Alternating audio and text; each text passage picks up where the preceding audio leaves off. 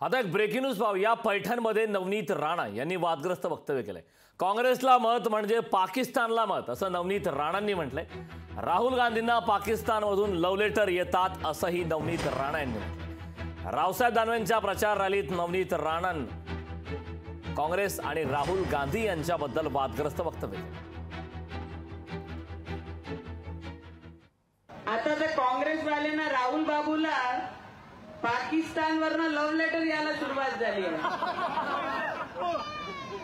पाकिस्तानवरनं त्यांना प्रेमाचे संदेश यावे लागले आहे की म्हणतात मोदीला पाडा आणि पाकिस्तानवर प्रेम करणारे राहुल गांधीला तुम्ही निवडून आणा।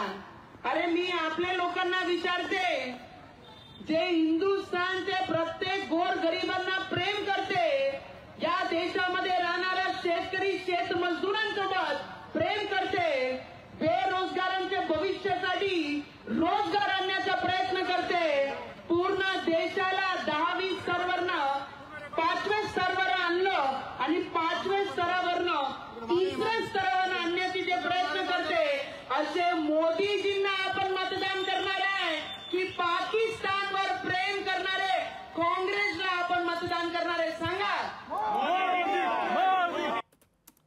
आपल्यासोबत विरोधी पक्षनेते विजय वडेट्टीवार जोडलेले आहेत। विजयजी, लोकशाही मराठीमध्ये आपलं स्वागत आहे। नवनीत राणा यांनी एक वक्तव्य केलं आहे पैठणमध्ये रावसाहेब दानवे यांच्या प्रचारादरम्यान। काँग्रेसला मत म्हणजे पाकिस्तानला मत असं त्यांचं वक्तव्य आहे। यावरती आपली काय प्रतिक्रिया आहे? हे बघा, जे आयजीच्या जीवावर बायजी उदार कोणाच्या भरोश्यावर निवडून येऊन त्या खासदार झाल्या, आता त्या कोणाच्या जीवावर खासदार होणार आहे 4 तारखेला त्यांना कळणार आहे।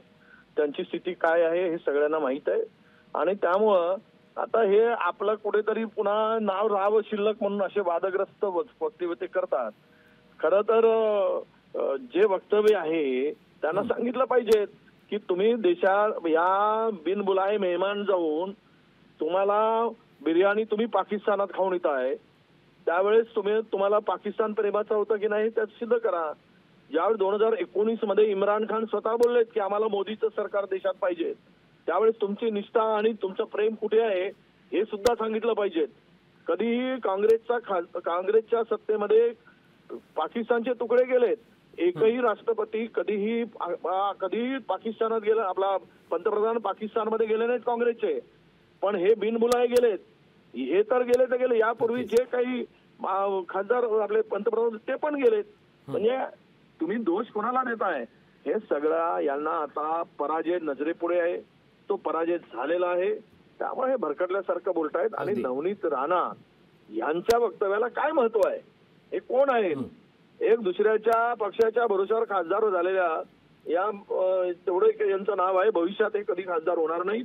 यांचं राजकारण आता अशा नेहमी वादग्रस्त भूमिकेमुळे संपलेलं आहे, लोकांनी ठरवलेलं आहे आणि त्यामुळं हे दिवा विसताना जसा थोडं जास्त प्रकाश देतो किंवा टिमटिम करतो, तसं ते त्यांची टिमटिमी सुरू आहे। त्याच्या पलीकडे त्यांचं फार काही महत्व आहे असं मानण्याची गरज नाही।